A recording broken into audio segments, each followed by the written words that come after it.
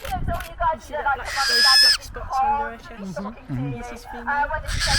Territory. Are you going to give me food or just say hello? She's very impatient. I'm going to hide it under the red cup. I'm going to move these around. Straight for it. And they did. And she turned out one day. Now, Mr. Butthead, so we've got Mr. They are living separately. But they're called Mr. Good. You are such a fast boy today. Talents are coming out and everything. But yes, he's got that gorgeous wing shape that tapers into a point. He is designed to be as aerodynamic as possible.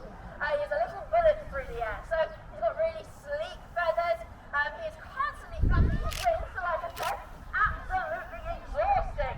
Luckily we realised what was happening and we banned that pesticide.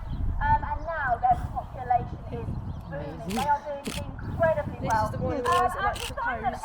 So we'll stand nice and proud in a They minute. love to live in cities. Because you're a peregrine, I'm you gonna sit clean on my a glove really for me, tall thank you. building. When you fancy hunting, there's insects, so they'll gorge themselves with termites and locusts. It's food. This lion had no idea this bird was there. The reason he gets away with literally stealing from under the nose of a lion is because he's got a really big mouth. So if you look at his gait, you're on the floor, you're not meant to be on the floor. What he's trying to do is walk him this way so he doesn't fly, but he doesn't understand that. Look at the attitude.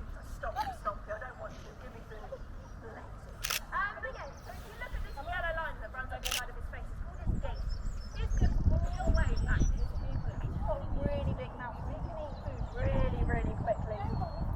Mr. Noble is so this is him trying to train Chloe. He knows we're in the middle of the show, that she might whip out a bit of food.